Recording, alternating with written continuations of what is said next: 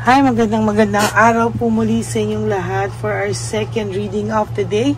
Tingnan naman po natin kung ano po ang makikita natin for our second reading of the day today.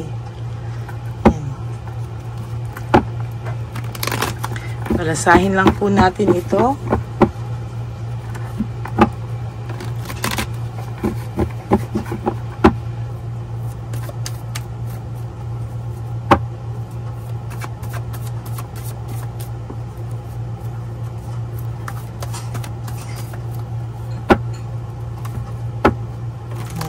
Sana po ay napanood nyo na po yung first, second, third, and fourth reading kahapon.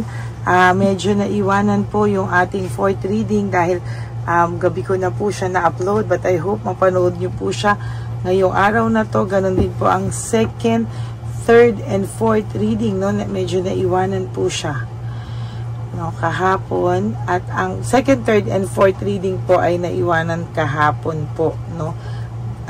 Kaya sana po ay mapanood nyo po yan kasi sayang naman po, no, talagang pinaghirapan natin yang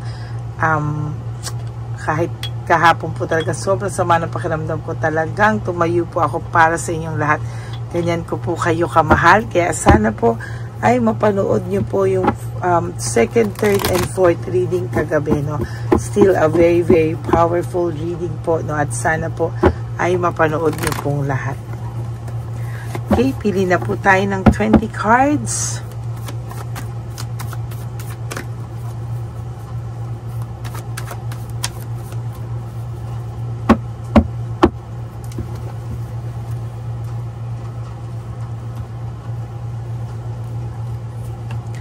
One, 2, 3, 4, 5, 6, 7, 8, 9, 10, 11, 12, 13, 14, 15, 16, 17, 18, 19, 20.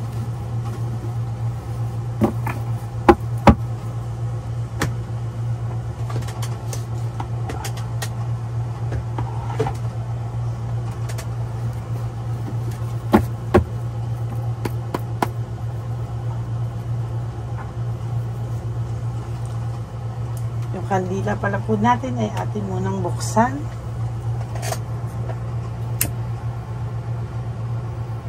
Alam niyo po, pag hindi niyo po napapanood yung reading ko, nalulungkot po ako. Kasi talaga excited po akong mapanood niyo lahat. Napakaganda po ng mga readings natin. Kaya po medyo nalulungkot po ako pag nakikita ko hindi niyo pa po napanood. No? Medyo somehow meron pong sadness sa puso ko. Pero it's okay. Alam ko pong mapapanood niyo din po yan lahat. Sa tamang oras at panahon, no?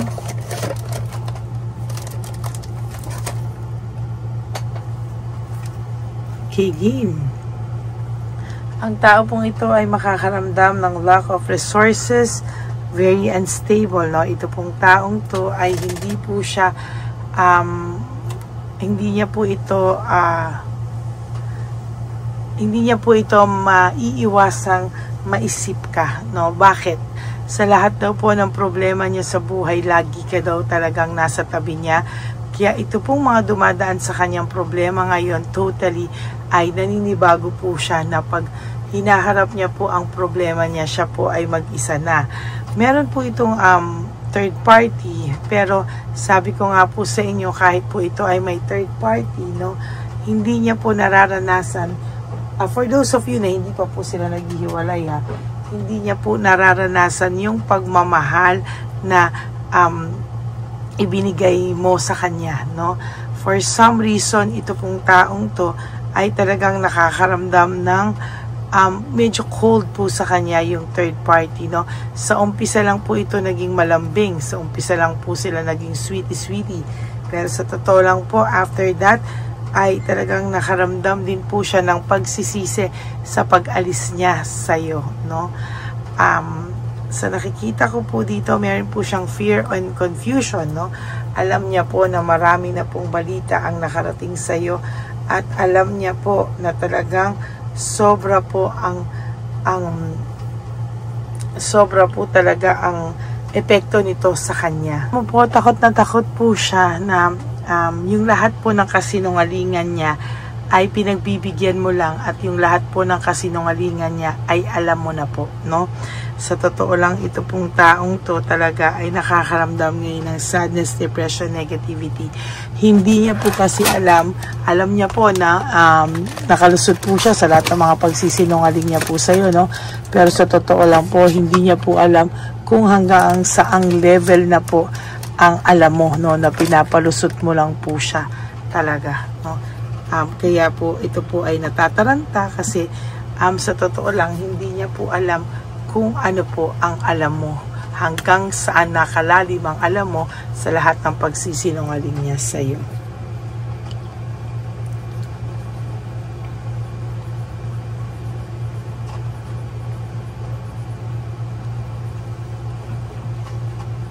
Kasi alam niya na lahat ng kasinungalingan niya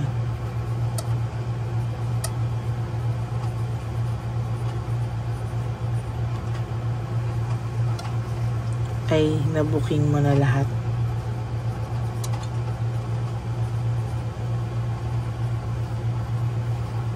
At alam mo na ang totoo.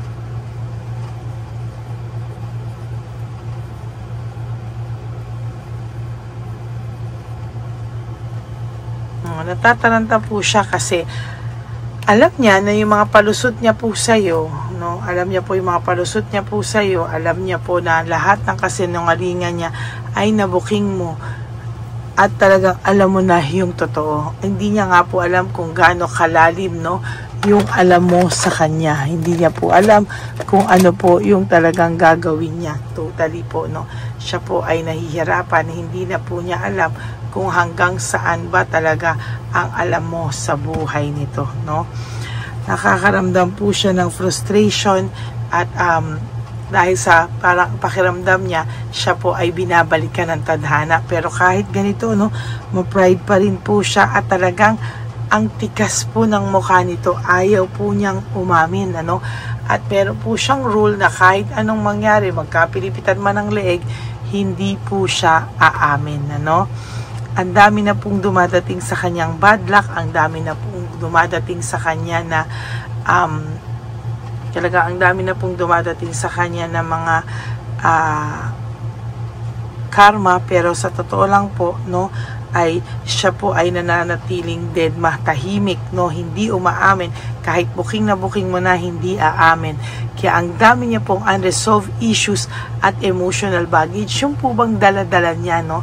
At talagang ito po ay daladala niya at totally siya po ay parang deadma pa, no? Nakala mo po ay walang ginawang kasalanan at talagang deadma po siya sa buhay niya, no? Hindi po ito titigil at talagang sabi ko nga po sa inyo, no, itong taong to ay talagang sa mga susunod na panahon ay talagang hindi siya titigil, talagang makakaramdam siya ng matinding dagok sa kanya kasi habang hindi po siya umaamin sa iyo, napapraning po ito kung ano ang alam mo sa hindi, kung ano po ang talagang nangyayari.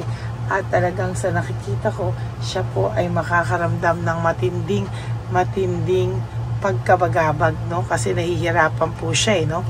There is this lack of direction, no? Ang taong ito ay walang direksyon. Hindi niya po alam kung ano yung gagawin niya sa mga susunod na panahon. Kasi po, ang taong ito ay malungkot at ang taong ito po, sa totoo lang, ay hindi po mapapalagay, no? Talagang itong taong to, sa totoo lang, ay meron siyang daladalang sakit sa loob niya.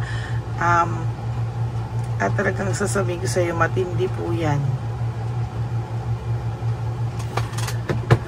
Yan, no? There is lack of direction, no? May conflict po ito. Lack of direction, lack of direction. Tapos, yung lack of direction niya po is may conflict pa po, no? Talagang matindi po ang pinagdadaanan nito, no? Alam niya po na pinag-uusapan din siya ng kanyang mga kasamahan, kaibigan, o mga kakilala, kamag-anak, at deadma po siya, wala po talaga siyang pakialam. There's resentment, no? Minsan nakakaramdam po siya talaga ng matinding resentment, pero po ito po ay nilalabanan niya para hindi po siya makaramdam ng panghihina. Kahit po distracted na itong taong ito, pinipilit niya pa rin pong huwag makaramdam ng pagkabagabag, pero hindi niya po kinakaya. Nababagabag pa rin po ang taong ito, no? At talaga pong lahat yan ay based po sa impulsive decisions na hindi talaga po pinag-iisipan, ano? Ang taong ito ay nakakaramdam ng matinding kaba o nervyos, no? Yung parang hindi niya po alam ang bigat-bigat ng dala niya araw-araw na ginawa ng Diyos.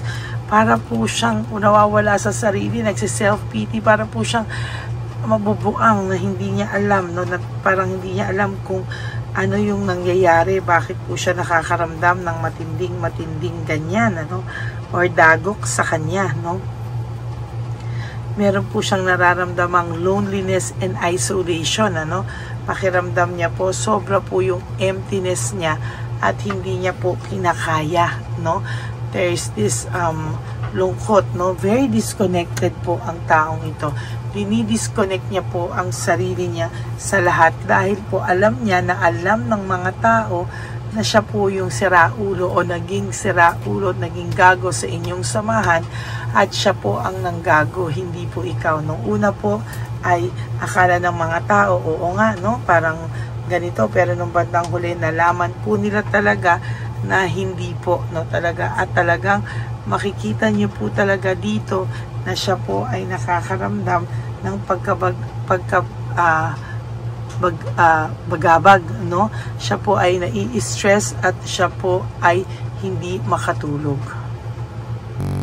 Stress na stress po siya at hindi niya po alam, no? There is this restlessness, burnout.